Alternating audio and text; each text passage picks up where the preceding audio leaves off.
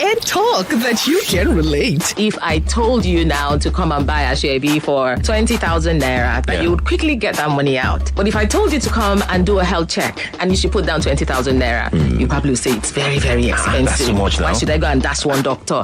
And because people are not paying attention, people are therefore getting sicker and sicker. 99.3 Nigeria Info.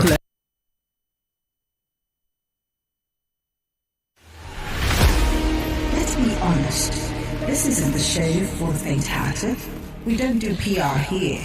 We do truth. We don't repeat headlines. We interrogate them. If it's power, we question it. If it's policy, we break it down. And if it's propaganda, we cut right through it. Every story, every voice, every fact under the spotlight. Because Nigerians don't need noise, they need clarity. So if you're tired of spin and ready for sense, welcome. I'm Maryann Okon, and this is Hard Facts. Nigeria Info 99.3. Let's talk.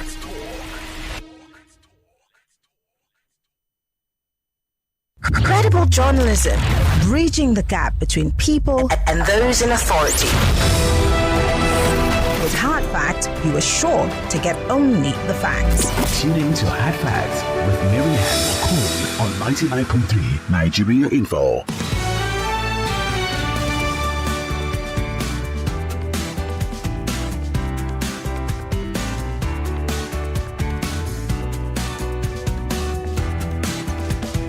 Welcome to the Big Hard Facts. Today, it's 6 minutes gone past the 5 o'clock hour. My name is Maryann Okon. I did tell you that we're going to be looking at some legalese today. Well, yesterday, the Supreme Court delivered a judgment that may quietly but fundamentally redraw the boundaries of presidential power in this republic.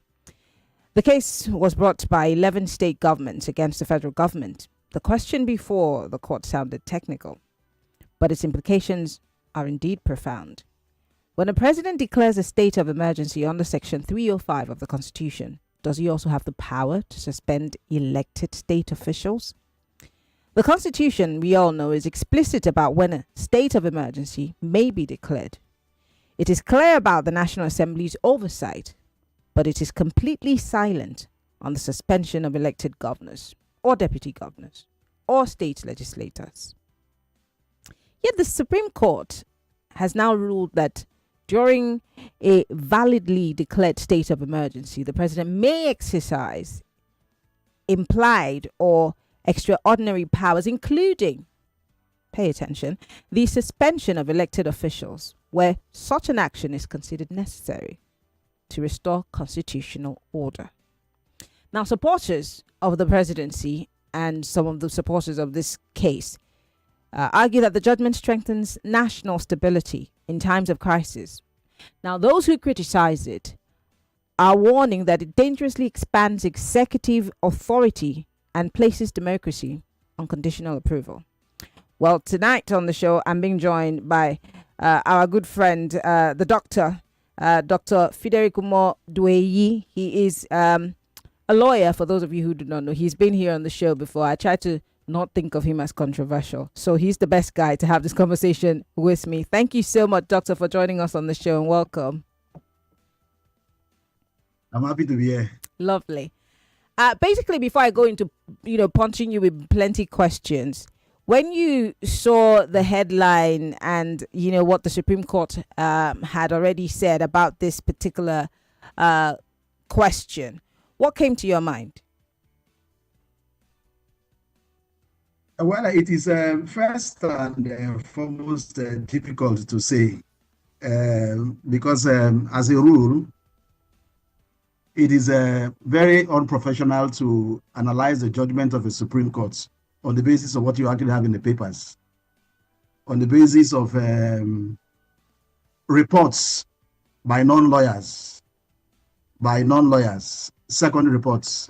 So most often it would be best if we actually have a copy of the judgments certified, but there is in circulation an extract, so to speak, of the judgment. So I think I'm talking from that perspective. There's in circulation an extract of the judgment of the Supreme Court on the Rivers emergency issue. And I would actually say, with the greatest respect to the Supreme Court, this judgment has no value. How do you mean? It's devoid of, that's what I'm going to explain now. It has no value. It has not contributed, in my opinion, to the constitutional discourse on whether during the period of a state of emergency properly proclaimed pursuant to Section 305, subsection 3 of the Constitution, the governor actually has a right, the president has a right to suspend the institutions of the executive and the legislature. Now, the reason why I say this is because if you look at this particular extract, there is a profound statement that has, in effect, nullified some of the arguments that are out there. Just for the avoidance of doubt, let me read what it says. It says, consequently, I hold that this court lacks the jurisdiction to entertain the instant suit, and thus the plaintiff's suit is therefore hereby struck out. Struck out. That is to say that the Supreme Court of Nigeria, despite some of the comments in the body of this report that are tending to the opinion that is actually being held out there, that the president can actually, suspend, so to speak, democratic institutions. This particular part of the judgment says we do not actually have the right to look into this matter.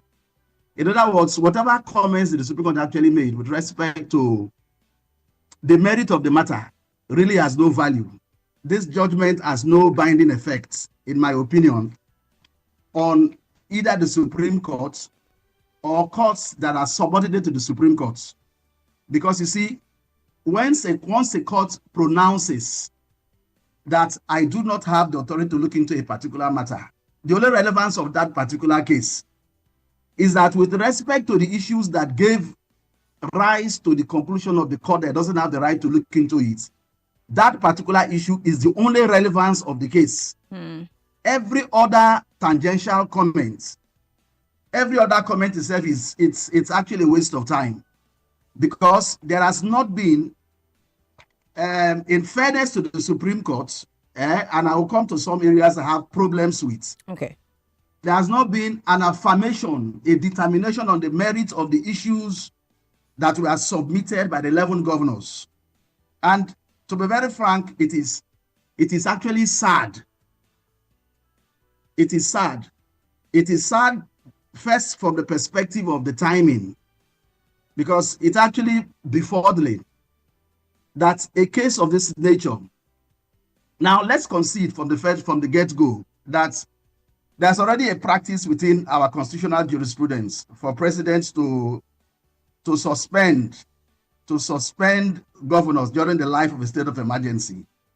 Obasanjo actually, sowed that seed way back with Plateau states and Ekiti states. We're not coming to that one now. No doubt there's actually a precedent. In fact, the Supreme Court actually harped on that in this decision. But those cases were actually decided during the life of those emergency rules.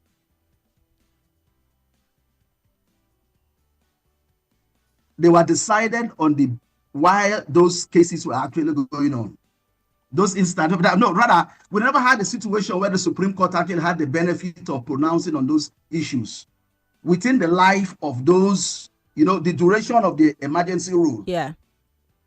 So what we actually have is a situation where the case was actually taken up and determined at a time when that issue has actually become academic.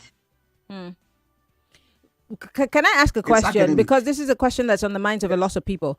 Could it be that this was done on purpose because there was a push and a shove at the time while the said governor was still on suspension, that the court should have processed this issue and get done with it? And there are people who are saying that the court did it on purpose, waited out for the 6 months to be over before making this pronouncement.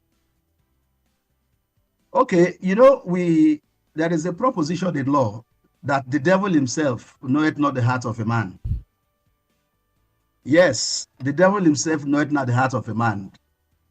It is within the exclusive prerogative of the Chief Justice of Nigeria to determine at what point in time to actually, empanel members of the Supreme Court to actually hear a case. But this is a rare opportunity. It's a rare opportunity. It's so whatever the reasons are, it is not. I am not in the position actually to speculate. But you see, I am actually of the view that even if this matter had actually been taken up during the life of the IBAS administration of Rivers State, they would have come to the same conclusion in terms of the competence of the case. Are we together? Mm-hmm. They would have come to the same decision in terms of the fact that the people who actually went to court were busybodies. They were weeping louder than the bereaved because their interests in real terms were not actually involved in this case.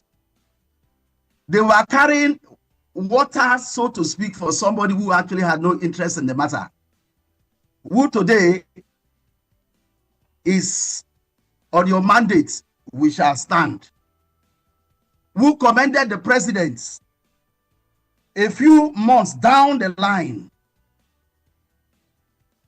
that what you did was even to my own benefit at the very end of the day. But there are dimensions of this case. Some of the pronouncements of the Supreme Court that actually call for a massive cause for worry. Now, from this piece, my sincere opinion, I have not seen anywhere where the Supreme Court has expressly said, are you with me? Mm-hmm. Has expressly said, and I'm open to other views, that, and as widely reported, that the president during the life of a state of emergency can suspend the executive and the legislature. The only thing in this piece that is close to it is, let me just read it to you, just so yes, that please do. I don't get it out of context. Yes. The only thing that is actually close to it is the use of the word interfere. Let me see that portion. Yes. Now, if you go to page 11 of this extract, unsigned extract of the judgment of the Supreme Court, it says, outside a validly declared state of emergency, the president possesses no power whatsoever to interfere with state executive or legislative institutions. They did not say, listen, they did not say they can actually suspend, but it actually opens that kind of interpretation. Are we there? Yes. It opens the interpretation that is exactly what they actually mean, especially in view of the instances cited by the Supreme Court. The instance of Pakistan, the instance of India, and also the affirmation that the extraordinary measures to be adopted in the enforcement of a state of emergency is within the presidential discretion. That's not entirely correct, because even that measure actually has to be approved by the National Assembly. But it has to be approved. But we saw some sort of approval via voice votes, which also there are a lot of people have criticized that it could have gone through a better form of due process. I don't know where you stand on that. Yes, no. The point is that I am not so much concerned about the. It is even surprising that Supreme Court even had to go into those areas as to whether there was a due approval under the Constitution. Most often, the law doesn't actually allow, a consideration of matters within the domestic jurisdiction of a legislative assembly. They say it's their business. Are we together? But that's not even the point. My point is that even where it is within the purview of the president to determine that this is the measure that is appropriate to meet the situation, it still has to be approved. Are we together? But my problem also, again, is that what this judgment has actually done, in view of the final stance of the Supreme Court, that we do not actually have the right to look into this particular matter. In other words, all that we have actually said prior to this point in time, it's just like it's a pedestrian comment. They have kicked down the road this issue, because you see, the issue that gave rise to this particular case calls for a lot of consideration. If you look at section 305, specifically subsection 3, the Constitution is specific on the circumstances that would actually give rise to a proclamation of state of emergency. If I use the word only, look at 305 subsection 3. Let me just point this, and this is, and I saw we are actually going to. Now, if you look at section 305 subsection 3, it says, the president shall have power to issue a proclamation of a state of emergency only when, in other words, it is only in the instances that are specified, A to F, so rather A to G, that the president actually has the power to proclaim a state of emergency. Outside this, he doesn't actually have the power. And in the case of Rivers, did Rivers fall in that category?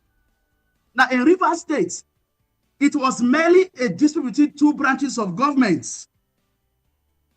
It was merely, let me repeat this, it was merely a dispute between two branches of government. The inability of the House of Assembly to actually work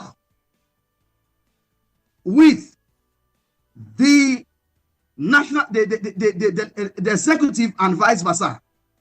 Because prior to that point in time, you remember on the 28th of February, the Supreme Court had proclaimed that there was no government in Rivers State.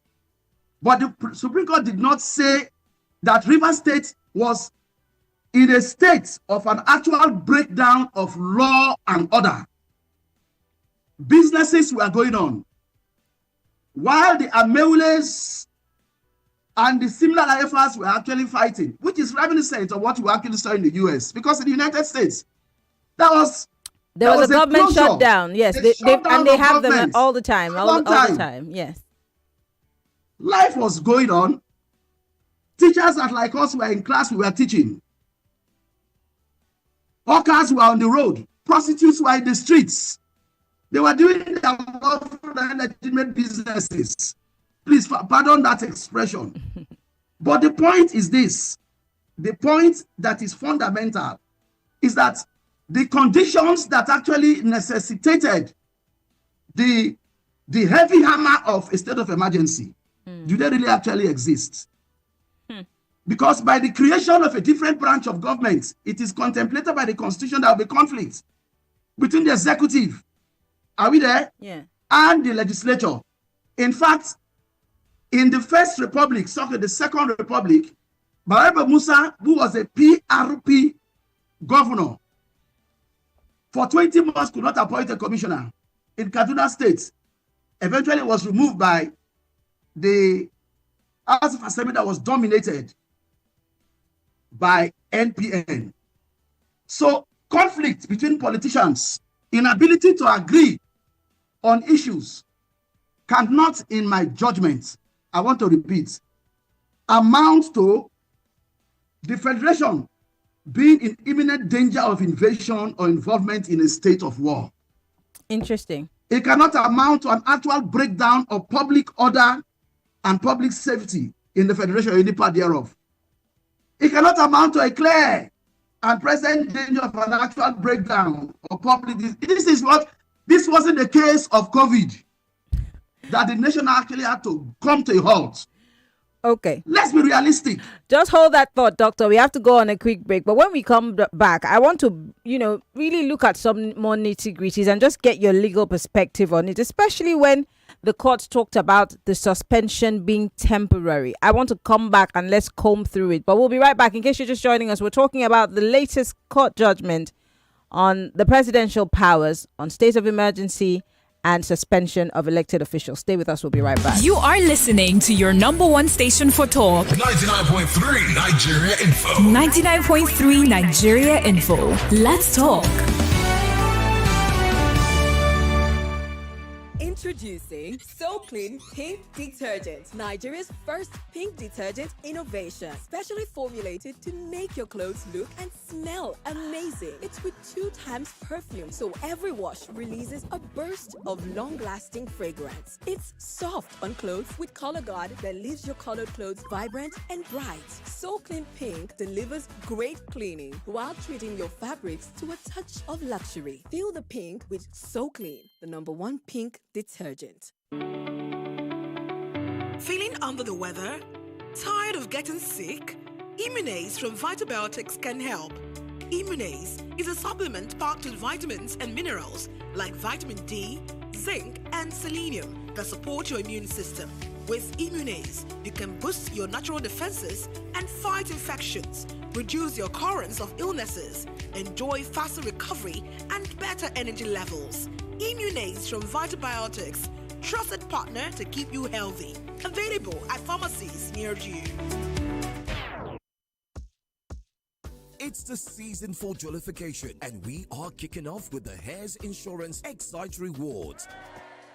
Get free fuel vouchers, airtime, electricity tokens, and cable TV subscriptions when you renew any insurance plan from Hares General Insurance. You also get rewarded when you buy any of the following insurance plans: the Flexi or Comprehensive Motor Insurance Plan, travel insurance, or home protection plans. Rewards apply to policies with a minimum duration of 6 months. To claim your rewards, simply send an email to wecare@haresgeneralinsurance.com.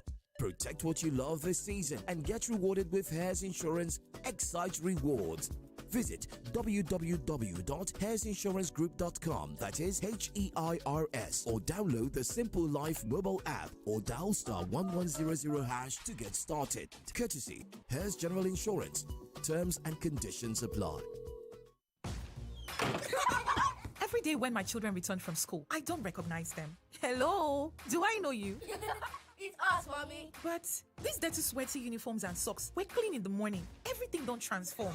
I understand though. School is hectic. It takes energy to come home this transformed. So I make sure they have some nutritious Milo at breakfast. Your kids need nourishing energy. Give them Milo at breakfast. It has nutrients that support energy release to help them get the most out of their day. Milo, energy to go further. Milo. So, my pregnant wife, Eniola, had her cravings and nothing satisfied her. My neighbor, Mama Amaka, despite our tension, saved the day with amala and abula made with Mr. Chef chicken, all-purpose, and tomato masala cubes. With Mr. Chef, she's my hero. Savor the taste of culture with a 2-finger crush of Mr. Chef's seasoning cubes. Available in beef, chicken, and crayfish seasoning cubes. Mr. Chef, taste home, taste culture. Dirty December Fest is more than a festival. It's a cultural takeover from December 7th to 31st. Get ready for world-class music, spectacular productions, and the most unforgettable experiences. It all kicks off with a Dirty December Fest grand opening aerial and cinematic live concerts on December 7th. Juma Jux December 18th. Buster Rhymes December 19th. Plus Afro Vibes Fest, Gen Z Republic, Dirty Food Village, Xmas Grotto, Dirty Pop-Up, and glide through the season on Lagos's coolest skating rink, and that's just the beginning. Check the full calendar for more at DirtyDeckFest.com. That's DirtyDeckFest.com. Venue, Iluberin, doors open at 3 p.m. Dirty December Fest is produced by LiveSport 360 and supported by Pepsi.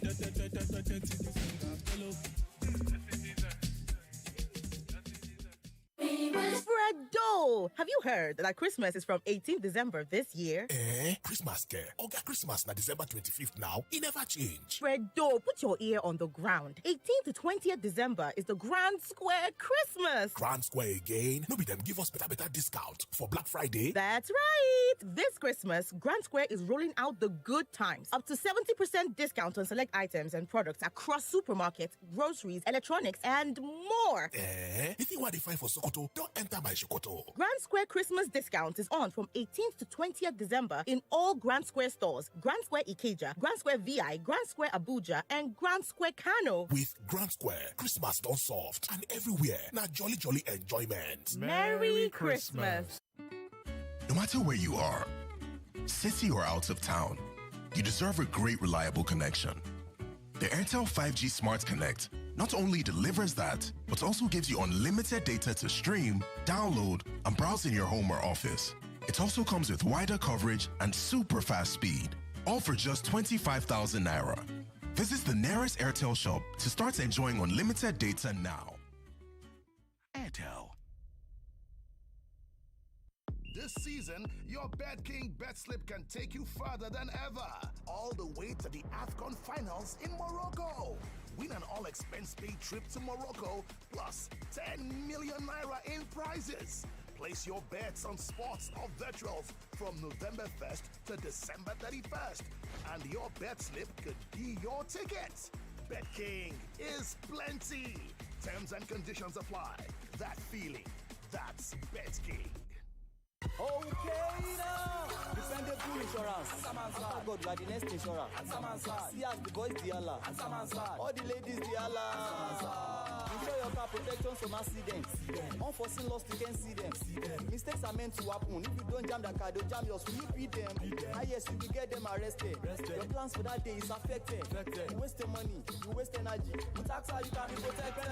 Get the protection that pays today. Call 0700 AXA Mansa to get a motor insurance that pays. AXA, know you can. Uber, on the 12th day of Christmas, my Maggie gave to me 12 slices suya, 11 orishi, 10 wraps of moi moi, 9 for 8 plates of unkwabi, 7 pepper soup, 6 season snails, 5 fried fish, 4 cocoa bangus, 3 patty jollof, 2 giz dodo.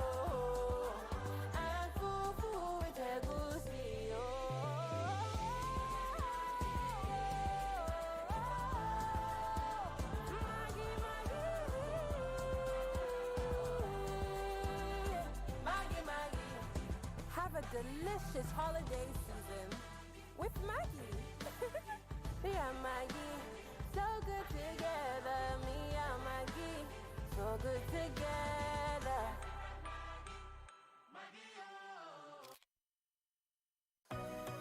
It's that time of the year again, the season of surprises from Muka Foam. Yes, Muka is spreading love, comfort, and cheer all around. When you buy any well-being orthopedic or Mondial spring mattresses, you get 2 crown pillows free. Buy any floral mattresses and you also get 1 crown pillow free. Offer valid while stocks last. Give your loved ones sound sleep with Muka today. Muka, adding comfort to life. Mom, let's celebrate Christmas at its peak. I want Christmas lights so bright they could see it in space. Wow! I want a Christmas tree so tall players would have to watch out. Think bigger. Like what?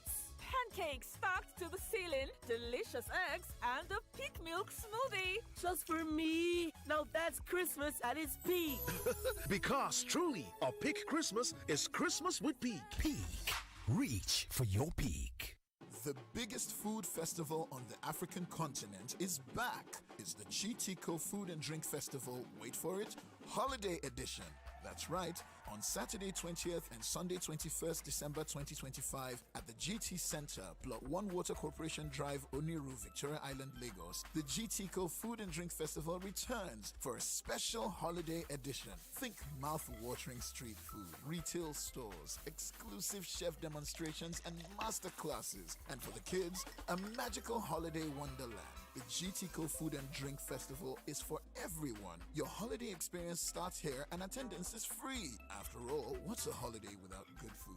Don't miss the holiday edition of the GTCO Food and Drink Festival on Saturday 20th and Sunday 21st December at Plot 1 Water Corporation Drive, Oniru, Victoria Island, Lagos. The GTCO Food and Drink Festival, supporting small businesses and promoting enterprise. As a mom and a dentist, I know the importance of strong teeth, beautiful white smile, and fresh breath.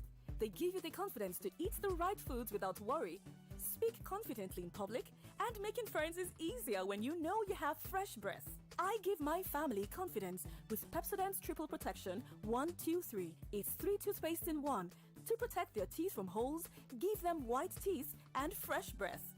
The confidence of 3 toothpaste in 1. Pepsodent's Triple Protection 123. Iboku abi no boku? We asked bread lovers what their favorite go-to bread was, and here's what they had to say. Boku bread.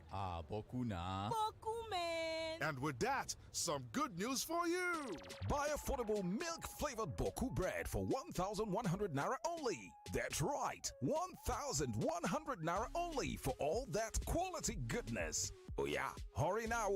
Buy Boku bread from any Boku mart near you.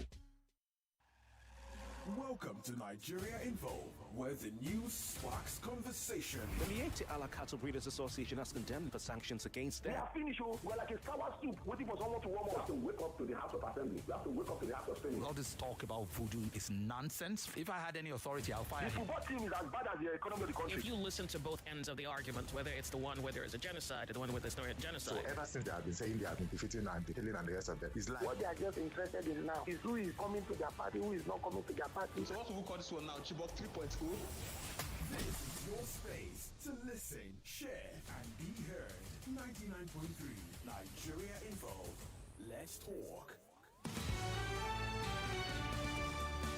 It's Hard Facts, and we are live from our audiovisual studios here in It's Me and Crescent, Victoria Island, Lagos. And on the big Hard Facts today, we're talking about that court judgment yesterday, where the Supreme Court had, many are saying that that judgment is allowing for the president, or whoever the president will ever be, to be able to not just declare a state of emergency, but suspend elected government officials. Well, my guest is a lawyer and he's helping us to make sense of it all. And he's been breaking it down, of course, and looking at all of the loopholes. Dr. Fiderikumo is joining us live via Zoom. Doctor, before we went on that break, I wanted to talk more about the issue of the suspension being temporary. I mean, the court says the suspension is temporary and not equivalent to the removal of a governor from office. Now, in real democratic terms, is there a meaningful difference between temporary suspension and removal when voters actually, in those days of supposed suspension, are deprived of their chosen representative? Okay, there is definitely a distinction between removal and suspension. Suspension has always been temporary for a time period. Under the Constitution, it shouldn't be more than a year. First 6 months and the next 6 months. Because if you go to Section 11, I think subsection 4 of the Constitution, even the National Assembly doesn't actually have the power when they take over the functions of the House of Assembly to remove the governor and the deputy governor. There is a clear provision that once they step into the shoes of the State House of Assembly, they have the power to legislate within the competence of the State House of Assembly, but they do not have the power to remove the governor or the deputy governor. That is clearly stated. Now, what the Supreme Court did was actually to affirm that a sort of emergency, no matter how you look at it, can actually span beyond 12 months. First 6 months, renewed another 6 months. Now, there's also a point I like to make. I am actually of the view that if the conditions are actually right, under the provisions of Section 305 of the Constitution, the deliberate use of the word extraordinary measures, measures that are not contemplated in the Constitution, a president actually has the power to suspend a governor of a democratic institution. Yes, he has the power. If that governor, for example, is actually the source of the problem. For example, let's assume that you have a governor who is involved in insurrection, harming militants, and there is evidence that is involved in the attack of critical state facilities. Is involved in the funding of cultism. There is his hands in the breakdown of law and order. It won't make any sense whatsoever to proclaim a state of emergency and keep the source of the problem there. That is why, to that extent, the Supreme Court actually, tangentially, in an obiter, it's an obiter dictum. It is a pedestrian comment that has no jurisprudential value. Was right when it says that the measure to be adopted in dealing with the situation, the emergent situation, is a function of the situation on ground. Because you see, it is not possible to see all the conditions that would actually arise. Way back in 1999, when this constitution was actually made, you can't see it. So there is no doubt. But that is not even the issue. The issue is that that particular power itself cannot actually operate in a vacuum. Okay. It cannot operate in a vacuum. It cannot operate in a situation where there is merely a disagreement between two branches of government and life in every other aspect of the state is going on as normal. but just to life had not come to what just a minute, I want to make this point. Life had not come to what Thomas Hobbes in Rivers State sometimes described as the state of nature, that life has become solitary, brutish, poor, and nasty. It hasn't come to that particular level. So the debate is even wrong in looking at whether the president actually has the power to suspend institutions of democracy. Of course, he actually has. But whether that particular power was properly exercised and the conditions were available to say, Simna Laefa, you stay away for 6 months. Martin Abayela and crew, stay away for 6 months. No, they were not there. If they had been given the opportunity, two things would have actually happened.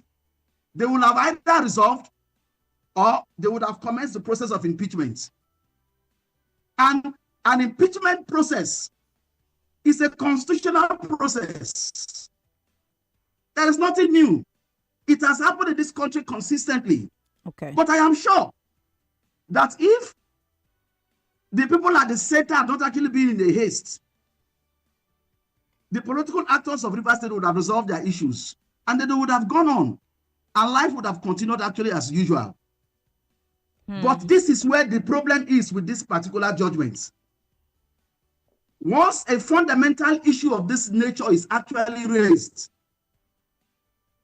the apex court of the land, the Supreme Court, has a duty to water down on the issue of locus and consider the law.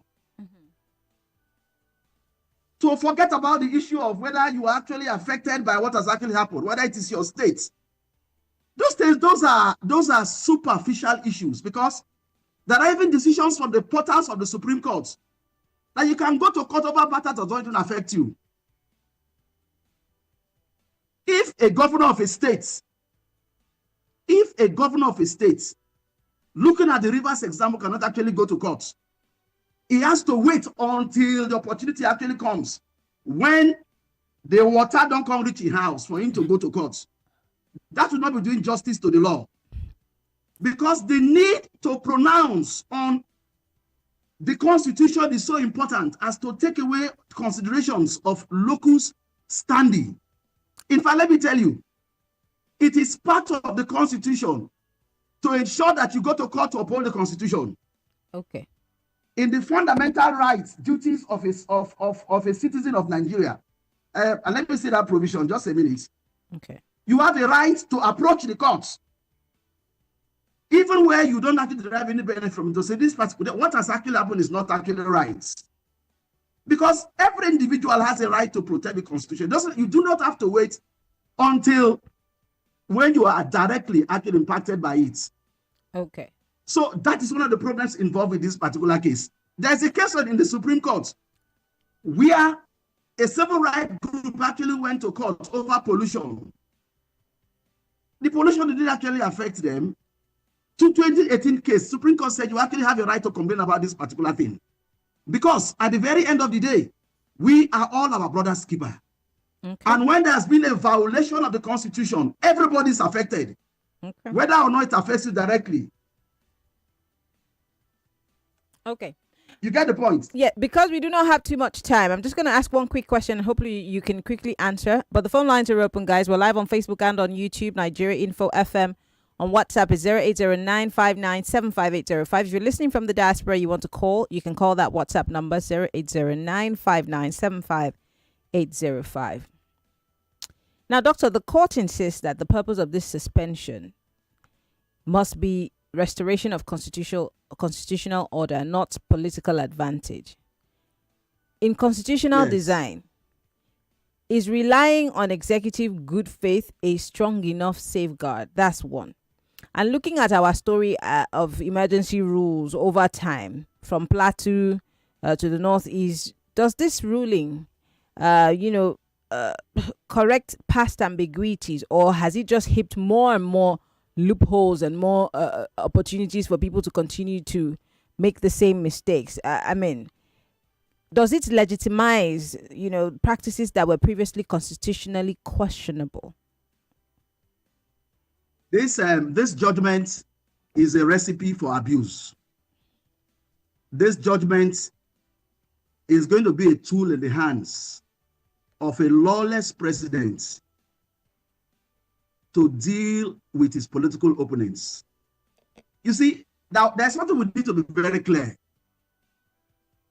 Let us leave everything and remember that what gave rise to this particular case is that there was actually a dispute between two branches of government.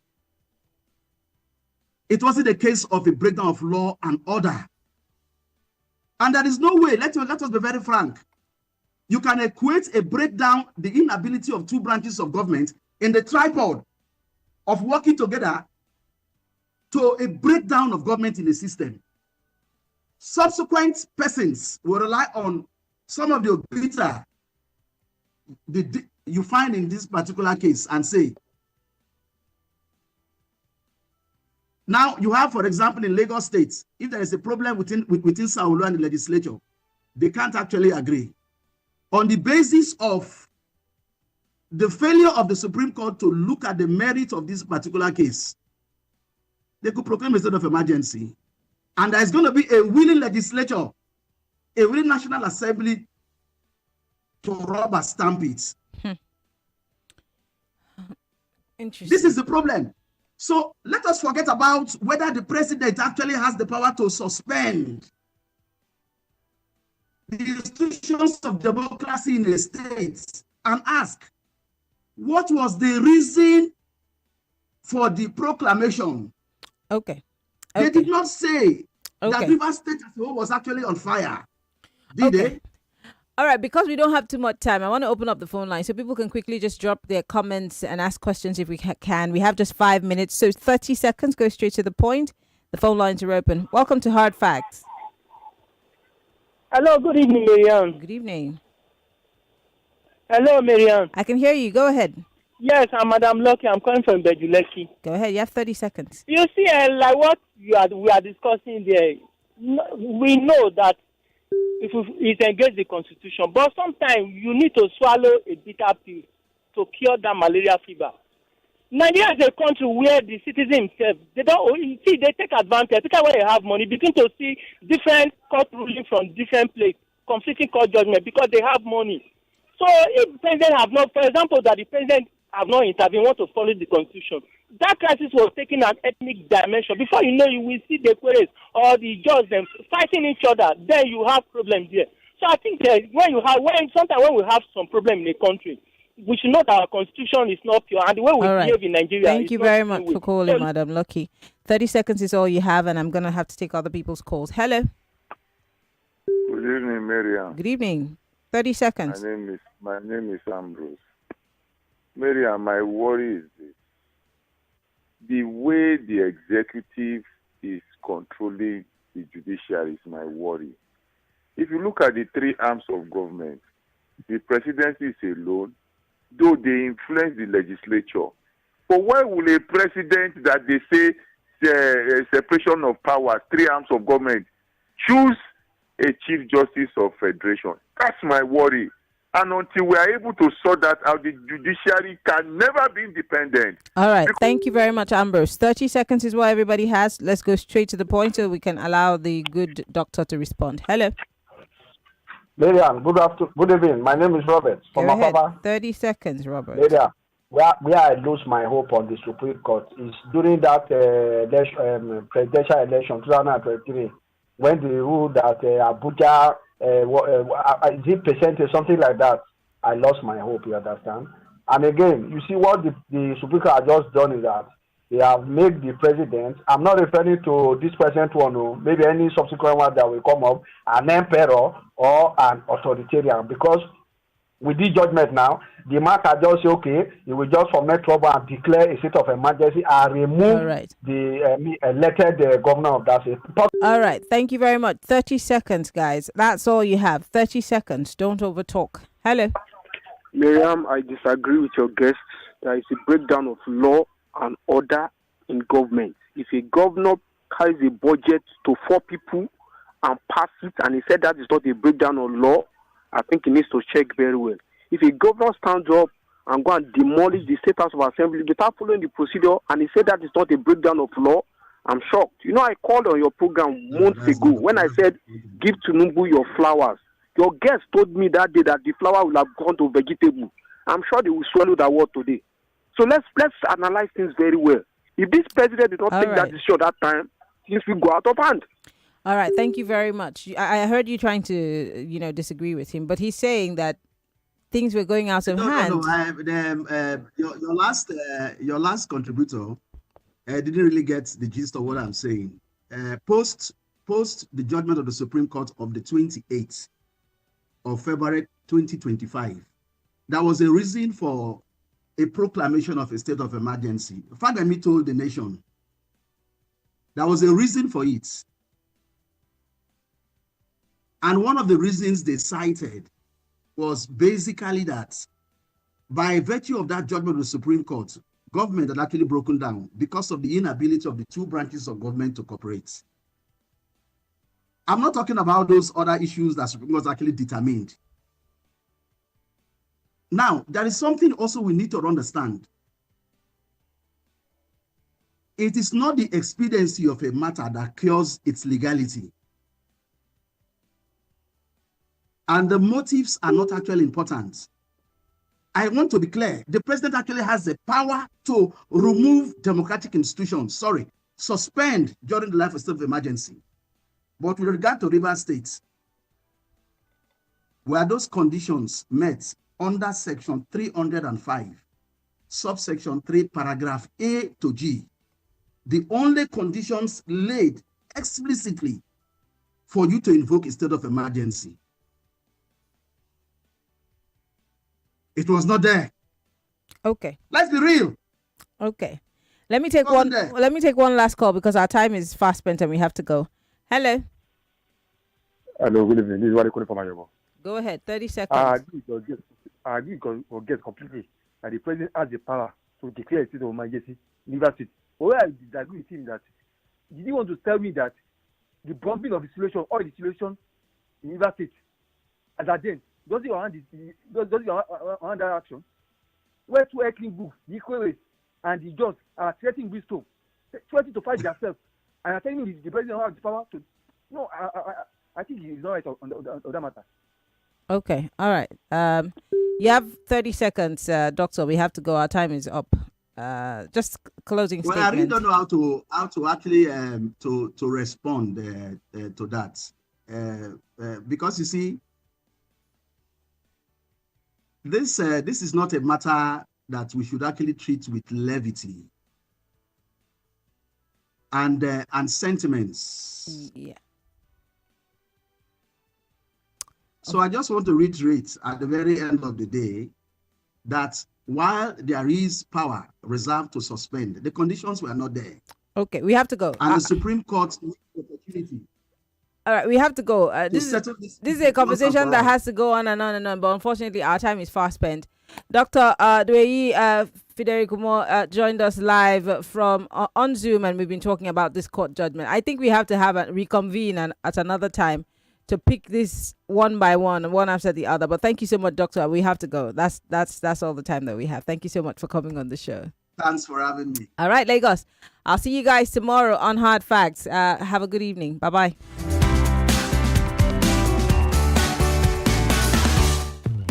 More conversation, more talk, more right after this. 99.3 Nigeria Info. We are more than just radio. Subscribe to our YouTube channel at Nigeria Info FM. Check us out on Facebook at Nigeria Info 99.3. Follow us on Twitter at Nigeria Info FM and on Instagram at Nigeria Info FM Lagos for live updates as it happens. 99.3 Nigeria Info. Let's talk.